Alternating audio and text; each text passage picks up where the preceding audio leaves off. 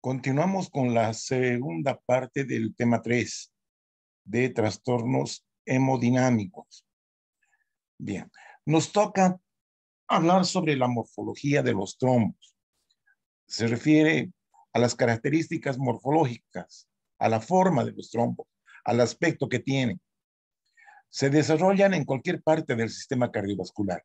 Ya sabemos que los trombos son coágulos en un sistema, eh, una forma, digamos, anormal de coagulación, ¿sí? Bueno, se desarrollan, dice acá, en cualquier parte del sistema cardiovascular. Presentan una zona firme de adherencia y una cola. Bien, existen los trombos arteriales o cardíacos, los que se originan en arterias o en las cámaras cardíacas. Comienzan generalmente en un sitio de lesión endotelial o de turbulencia. Sabemos que la característica del flujo en el sistema arterial y en el corazón es donde el flujo es bastante fuerte. Entonces, estos tienen esa capacidad de causar daño a nivel del endotelio. En el corazón o en la aorta son visibles unas líneas claras en el trombo, obviamente, en el coágulo, ¿no? Esto se debe a la característica del flujo sanguíneo. Los trombos cardíacos que se producen generalmente por una contracción anormal, por alteraciones a nivel de los latidos, ¿sí?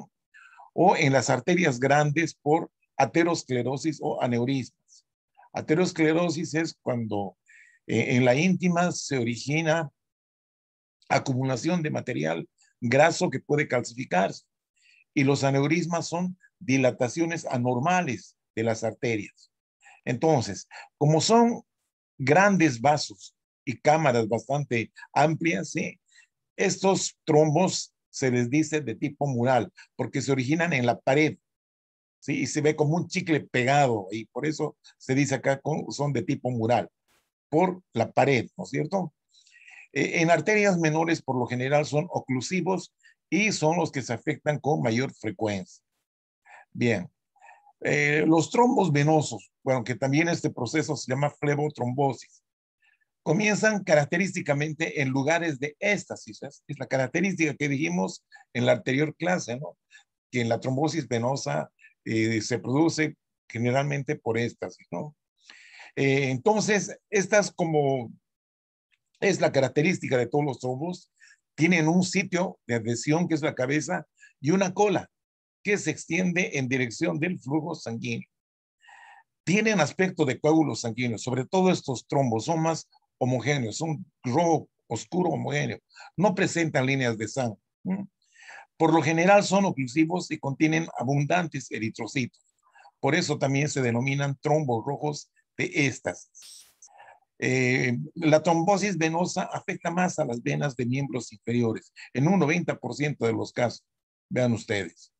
Bien, aquí tenemos un trombo, ¿sí? Entonces, esta sería la línea de adhesión y aquí está la cola, miren, inclusive se está introduciendo en la luz de la arteria o en la luz del vaso.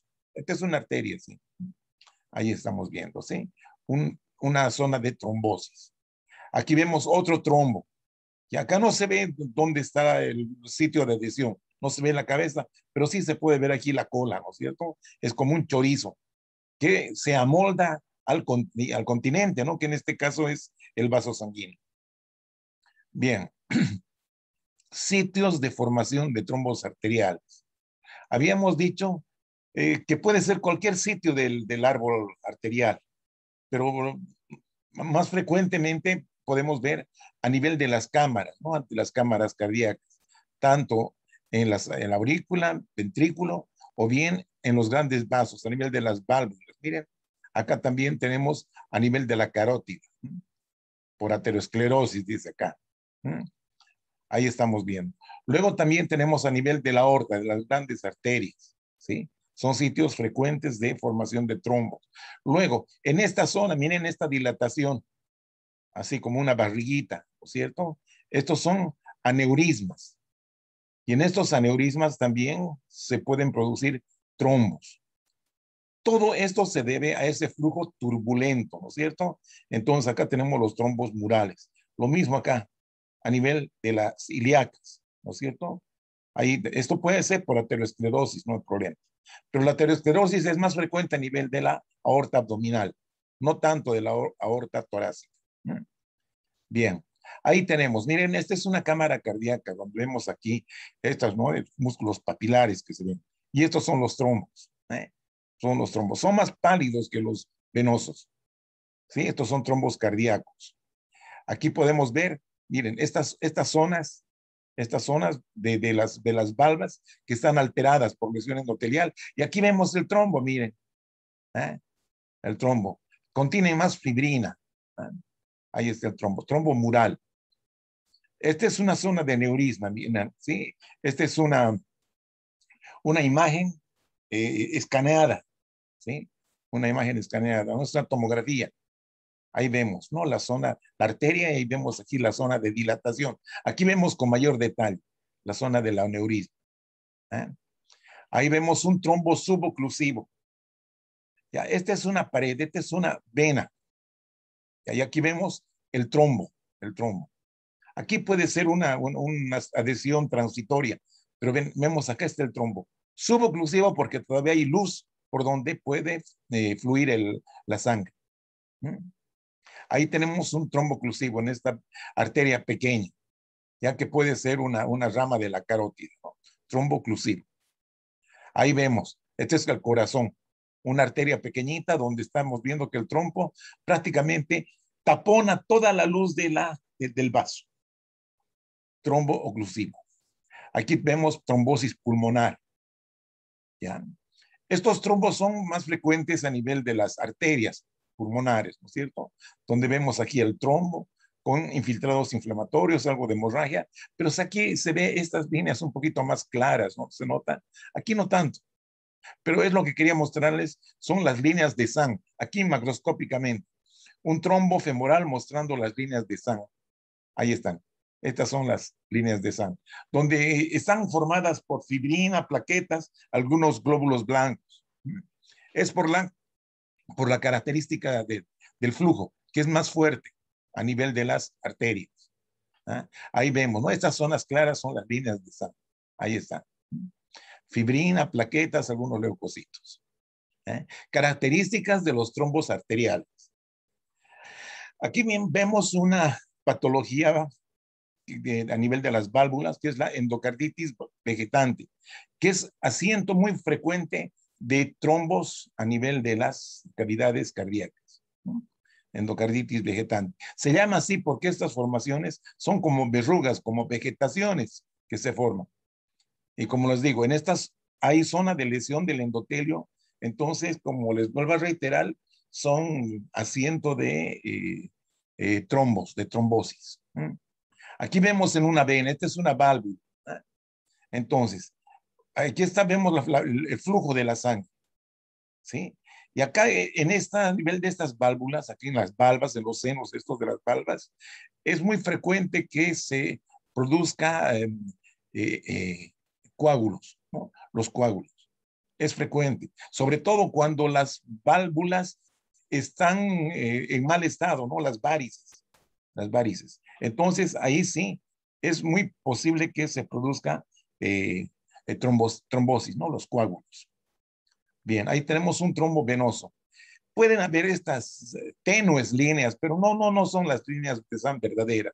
Es más eritrocitos que otra cosa, ¿no? Por eso se llaman trombos rojos o trombos venosos. ¿Qué pasa con los trombos? Ahí tenemos una vena ilíaca, no es un trombosis venosa. Aquí tenemos un corte donde podemos observar un trombo o una vena oclusiva, un trombo oclusivo. Bueno, ¿qué puede pasar con este trombo? Como les decía, que estos trombos tienen una cabeza donde se adhieren y una cola que puede ser larga. Entonces, esa colita puede propagarse hacia otros sitios, ya, hacia otros sitios. Van en dirección de la corriente, dijimos, ¿no es cierto? Pueden entonces extenderse por acá y afectar a otras ramificaciones de la arteria, o de la vena en este caso, perdón, de la vena. Acá tenemos entonces las probabilidades de evolución. Gracias al sistema fibrinolítico puede ocurrir que se disuelva el coágulo, entonces se resuelva completamente. ¿Qué otra cosa puede ocurrir? Que la cola se rompa la colita. Entonces, esa cola que se ha desprendido del trombo primario, ese coagulito se denomina émbolo. Y ese émbolo puede ir a impactarse a cualquier otro sitio. Y más frecuentemente se impactan a nivel del pulmón, ¿ya? Del pulmón. Entonces, eso tenemos la embolia pulmonar. Bueno, otra situación que puede ocurrir es que ese coágulo, ese trombo, pueda organizarse, que no se disuelva, como en este caso, pero sí se puede organizar. ¿Qué significa eso? Que pueden llegar hasta acá células digamos, primitivas, ¿no? De origen mesenquimatoso, y empiecen a depositar matriz, ¿ya? Empiezan a depositar matriz, dando lugar a que este trombo se organice y se incorpora a la pared del vaso. De todas maneras, esto ya es una piedra en el zapato, ¿ya? Porque esto puede ocasionar frecuentemente trombosis, ¿no? Porque es una zona irregular donde dificulta el flujo vascular, ¿ya? Por esta irregularidad que estamos viendo acá. Otra alternativa es que este trombo se recanalice. ¿Ya? Entonces, si no se pudo disolver totalmente por la fibrinólisis, entonces se forman estos nuevos espacios. Son como túneles que se endotelizan y permiten el flujo, pero ya un flujo reducido, obviamente. ¿Ya? Entonces acá tenemos la recanalización, ¿ya? La recanalización o retunelización también llaman otros. Bueno, entonces esas son las alternativas de evolución del trombo. Aquí vemos un trombo organizado. Hay células, hay fibroblastos, llegan fibroblastos y bueno, pues depositan matriz. Entonces, este trombo organizado está dando lugar a un trombo suboclusivo, ¿no? Que ya, como les digo, el flujo ya no es normal, ya no es normal. Este es un trombo organizado, totalmente. Sí, es un trombo arterial organizado. Ahí está, miren, tejido conectivo. Es como una cicatriz que se forma acá. Bien, ahí vemos la recanalización. Miren, estos nuevos vasos dentro del trombo, que ya está organizado, obviamente que sí. Miren, hay fibras colágenas, matriz, etcétera, y varias luces vasculares, ¿sí? Con endotelio, obviamente. Y aquí está la pared de la arteria, ¿no? Que era la original, ¿no? La recanalización, entonces. Importancia clínica. La trombosis venosa localmente puede producir congestión y edema, lógico.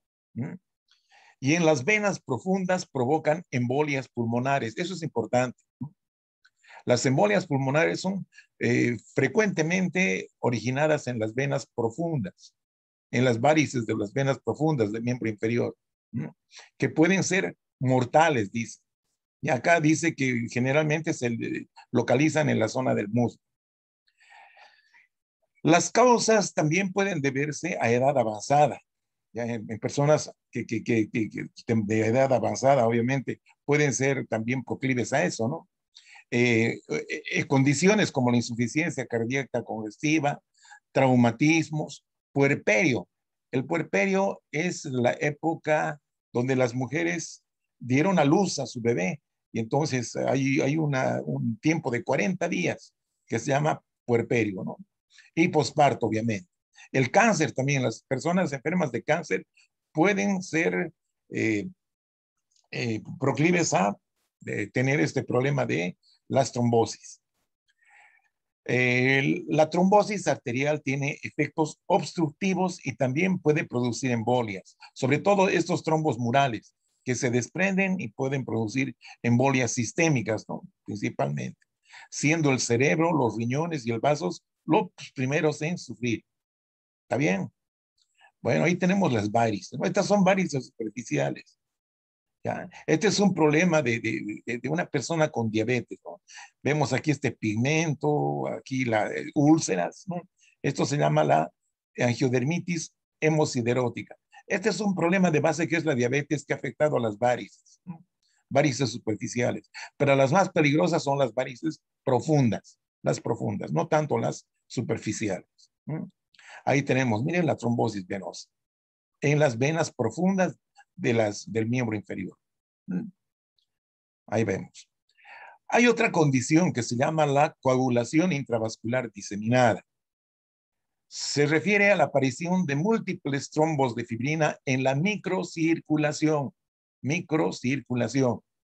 No es una enfermedad primaria, sino es secundaria a diversos procesos que van desde las complicaciones obstétricas, problemas de parto, del embarazo, ¿sí? Hasta las neoplasias malignas avanzadas. Produce insuficiencia circulatoria difusa en órganos importantes, vale decir, cerebro, pulmón, corazón, etc. Simultáneamente, dice acá, se produce una coagulopatía de consumo que puede evolucionar hacia las hemorragias graves. Bueno, acá de esto tenemos que interpretar, miren, estamos hablando de una coagulación intravascular diseminada, la microcirculación, coagulación intravascular diseminada, o sea que es un problema sistémico prácticamente. Entonces, como hay coagulación, lo que se consumen son las plaquetas, Entonces, a eso se llama coagulopatía de consumo. Al consumirse las plaquetas, uno puede tener un problema de hemorragia, ¿sí? Entonces, no hay hemostasia. Entonces, nos pueden dar hemorragias graves que pueden ser inclusive mortales. ¿Ah? Entonces, ojo con esto, por favor. Ahí tenemos una imagen en pulmón de un coagulito. Son coágulos de fibrina, ¿sí? Coágulos de fibrina generalmente, en los vasos pequeños. Esto es en pulmón. Bien. Trastornos hemorrágicos. Se deben a defectos primarios o secundarios en las paredes de los vasos. ¿Ya? También pueden participar las plaquetas o los factores de coagulación. Trastornos hemorrágicos, ¿no? Donde hay hemorragia, donde la hemostasia no está funcionando normalmente, ¿sí? Entonces, las causas de estos trastornos hemorrágicos van desde defectos leves de la coagulación que se manifiestan en condiciones de sobrecarga hemostática. O sea, ciertas condiciones donde hay una sobrecarga hemostática. Por ejemplo, cirugía, ¿no? Esas intervenciones o grandes cirugías, en partos, menstruaciones. Entonces, puede también producirse hasta hemorragias masivas por rotura de grandes vasos. Entonces, estamos hablando acá de trastornos hemorrágicos, donde hay hemorragia, extravasación de la sangre, ¿sí? Extravasación de la sangre. Ocurren de forma leve hasta forma grave, dice acá. Bien. Entonces, existen causas frecuentes de tendencia a la hemorragia. Aquí hablamos de hemorragia leve. Ejemplo, defecto hereditario del factor de von Willebrand, que ya sabemos que es importante para la adhesión de las plaquetas, ¿no es cierto? El consumo de aspirinas, que son antiadhesivos plaquetarios, las aspirinas. Bueno, y la uremia es una condición que también favorece a la coagulación. Entre las causas de trastornos de hemorragia grave, dice acá, están los déficits de factores de coagulación, como ocurre en la hemofilia, ¿ya? Son personas que genéticamente no presentan una hemostasia adecuada, ¿no? Entonces, las alteraciones de la hemostasia primaria puede deberse a defectos plaquetarios o a la enfermedad de von Willebrand, ¿ya? Que se manifiestan con pequeñas hemorragias en piel y mucosas. ¿Ya? Entonces, la hemostasia primaria, los defectos de hemostasia primaria son generalmente defectos congénitos o genéticos. ¿Ya? En cambio, las secundarias son a consecuencia de, ¿ya? A consecuencia de, pueden ser problemas como decía, grandes cirugías, accidentes, otros problemas, ¿no? Pero son secundarios. En cambio, estos son primarios. Bien. Acá tenemos petequias, miren, estos puntitos rojos, hemorragias de 1 a 2 milímetros. Ahí están las petequias. ¿Ya? Aquí también vemos petequias. Cuando son un poco más grandes, son púrpuras, ya que tienen un tamaño mayor a 3 milímetros. Son hemorragias localizadas. Petequias también aquí en la serosa del intestino. Miren estas pequeñas petequias, ¿sí? Y estas púrpuras, estas son más grandes. Miren, son más grandes. Pero acá se ven las petequias. ¿Mm? Eh, las alteraciones de la hemostasia secundaria a causa de defectos de la coagulación se manifiestan por hemorragias en partes blandas o articulaciones, ¿sí? Por hemorragia secundaria, defectos de la coagulación. Entonces, acá y las hemorragias son un poco mayores, ¿no es cierto? Y ocurren en partes blandas o articulaciones. Las alteraciones generalizadas con afectación de vasos pequeños se expresan como púrpura palpable, hematoma o equimosis. Entonces, acá son hemorragias de 1 a 2 milímetros, ¿sí? Entonces, púrpura palpable o que se puede tocar, porque hay una especie de placa, como una placa se ve, ¿no? El hematoma, que es una colección de sangre, o la equimosis, que ya son hematomas, pero con mayor tiempo de evolución. Bueno, ahí está un hematoma. Esto puede ser por un traumatismo, ¿ya? Un traumatismo, donde la sangre aquí se ha coleccionado debajo de la piel, pero sin embargo se le ve así, ¿no es cierto? El hematoma. Aquí tenemos el hematoma subungueal, también a causa de algún problema traumático. Entonces, estas colecciones de sangre bajo la uña son sumamente dolorosas. Es un dolor intenso, pulsátil. Entonces, mientras no se perfore la uña y se libere la sangre, el dolor va a continuar. Es un dolor insoportable. Bueno, ahí tenemos las púrpuras, miren, ¿ah? 3 a 5 milímetros. Un poco rojo violáceas, ese es el aspecto que tiene. Por eso se llama púrpura, por su color y el tamaño, obviamente. Bueno, otra situación es el embolismo. El embolismo es la impactación de una masa sólida, líquida o gaseosa, ya que vamos a llamar a esta masa sólida, líquida o gaseosa, émbolo, que se desplaza con la sangre en un lugar, sí, en un lugar distante de su origen en el árbol vascular, que puede ser arterial o venoso. ¿Mm? Una masa sólida, líquida o gaseosa, que se llama el émbolo, ¿no? Que se desplaza con la sangre en un lugar distinto de su origen, en el árbol vascular. El 99% de las embolias se deben a trombos, por eso se denomina tromboembolia. El 99%, ¿sí? Son las tromboembolias. Las consecuencias dependen del aporte de la circulación general, la vulnerabilidad de los tejidos a la isquemia y el calibre del vaso. O sea, las consecuencias de este embolismo, de esta embolia, dependen del aporte de la circulación colateral. O sea, que si ese órgano donde se ha impactado el émbolo tiene esa capacidad de producir circulación colateral. De la vulnerabilidad de los tejidos a la isquemia.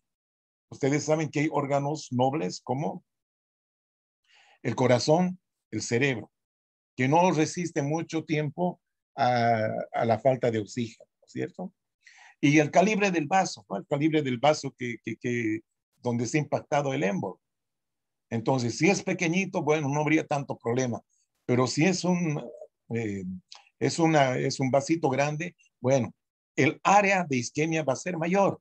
Entonces, depende mucho de esa la consecuencia clínica de este problema de la embolia.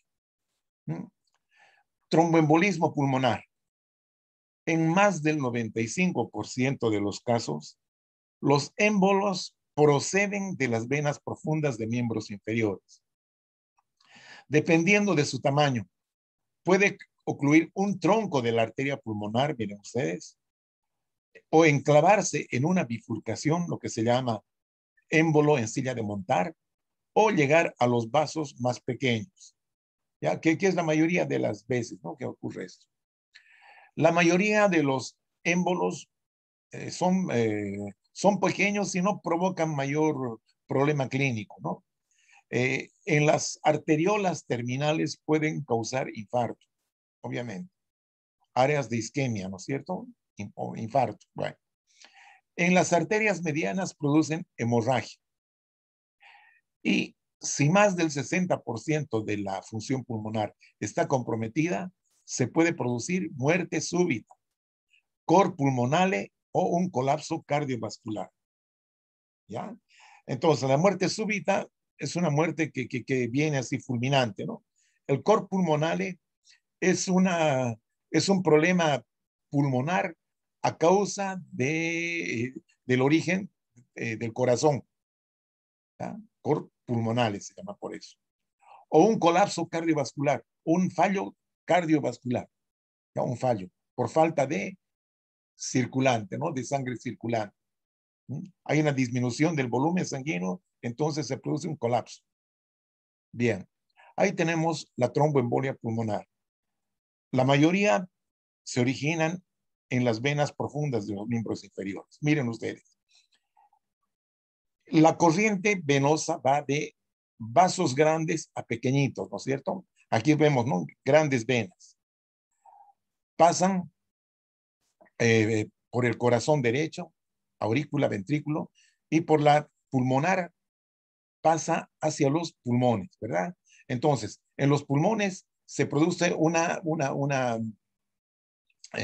ramificación de los vasos hasta capilares, ¿no es cierto? Entonces, fatalmente, los émbolos van a tener que impactarse en pulmón, fatalmente, ¿sí? Cuando son trombos de origen venoso. En cambio, los trombos arteriales y cardíacos, como la corriente es de grande a chiquito, entonces salen a través de las grandes arterias y van a impactarse en distintos órganos, en distintos órganos. Por eso se llama trombosis sistémica. Bueno, ya vamos a ver eso. Vamos con la tromboembolia pulmonar. Entonces acá tenemos, ¿no?, la embolia cabalgante, el émbolo cabalgante. Aquí viene el vaso principal y aquí su bifurcación. Entonces, como es un émbolo, un desprendimiento de coágulo, un extremo se va a una rama y el otro a otra rama, cabalgando como en silla de montar, mire, en silla de montar. Así se ve, en pulmón. ¿Ya? El tromboembolismo sistémico, alrededor del 80% se origina en trombos murales intracardíacos. La mayoría se debe a causa de infartos, un 70%. ¿Ya? También pueden producirse por dilatación auricular izquierda debido a una valvulopatía reumática en un 25%. El resto se debe a aneurismas aórticos, placas ateroscleróticas ulceradas, vegetaciones valvulares y raras veces a embolias paradójicas. ¿Qué es una embolia paradójica? Bueno, una embolia paradójica es un émbolo que se origina en las venas profundas de miembros inferiores, pero sin embargo va a impactar, por decirles algo, en riñón. Entonces, ¿cómo se explican eso? Lógicamente, ¿no es cierto? Se tiene una especie de filtro en los pulmones, va de grande a chiquito, ¿no es cierto? Un émbolo no va a poder atravesar, digamos, el pulmón, porque ahí se capilariza. Entonces, ¿cómo es que un émbolo originado en venas puede pasar al corazón izquierdo y de ahí difundirse o llegar hasta el riñón, como decía? Esa embolia paradójica, su nombre lo indica, paradójica, ¿no? Porque no es lógico, no tiene explicación. Generalmente se debe a personas que tienen comunicación interventricular por lo general. ¿Ah? Entonces, de la cámara derecha se pasa a la cámara izquierda sin pasar por el pulmón. Entonces continúa su viaje. Ya es por eso que se llama embolia paradójica. Bien. La embolia sistémica dice, ¿no? Sitios de impactación. Miembros inferiores 75%, cerebro 10%, vísceras 10%, miembros superiores 5%. Así es. Bueno, aquí tenemos, ¿no es cierto? Este es epiplón. aquí una arteria. Entonces aquí vemos los émbolos. Miren, ahí estamos viendo. Embolia sistémica. ¿Eh? Aquí tenemos en cerebro. Aquí había miren, una zona de aterosclerosis cerebral, acá en esta partecita, viendo más grande. Entonces, esta zona que es un poquito más estrecha, es ahí donde se impactó el émbolo, ya produciendo la embolia cerebral, que no es lo más frecuente, ¿sí? En nuestro medio. Bueno, otros tipos de embolias. Estos émbolos que hemos visto que son coágulos por trombos, ¿sí? La tromboembolia, son émbolos sólidos, ¿verdad? Sólidos. Pero existen émbolos de materia grasa, ¿ya? Es la segunda causa de embolismo después de la trombosis, dice acá, ¿ya? Estos no se originan por trombosis. Ya vamos a ver cómo se originan. Aparecen a consecuencia de quemaduras, traumatismos esqueléticos en un 90%, o también traumatismos de tejidos blandos, ¿ya? Puede ser de tejidos donde hay abundante grasa, como abdomen, glúteos, en fin. El síndrome de la embolia grasa es mortal en un 10% de los casos, ¿ya? En un 10% de los casos. Es importante tomar en cuenta que un buen porcentaje se origina en traumatismos esqueléticos, claro. Traumatismo como pueden ser fracturas, donde la médula ósea, que es la médula ósea amarilla, que es grasa, sí, puede introducirse en una vena y llegar hasta pulmón, ¿no? Ahí tenemos, por ejemplo, miren, una fractura expuesta, ¿no? Médula ósea, entonces se introduce en la vía venosa y va a impactar a pulmón, ¿no? Y ahí tenemos, miren el émbolo graso, un émbolo de médula ósea.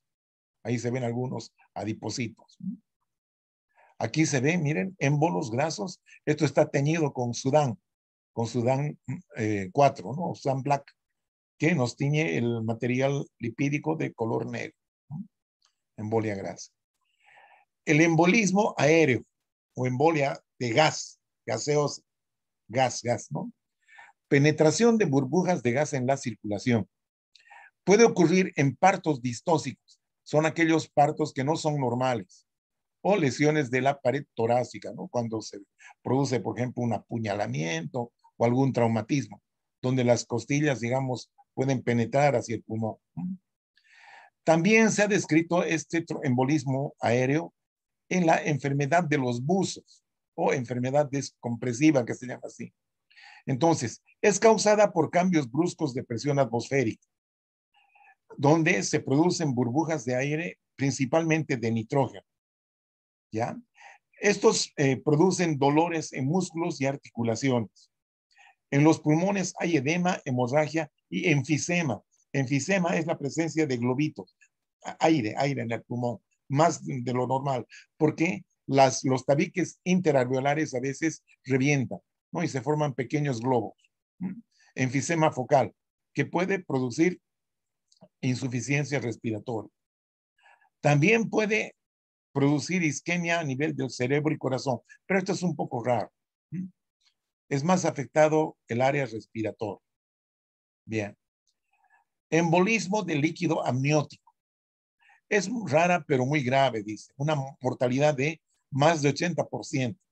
Y puede ocurrir en el tiempo del parto o posporparto inmediato. O puerperio inmediato también se llama, ¿no? Entonces, lo que ocurre aquí es que hay penetración del líquido amniótico en la circulación materna.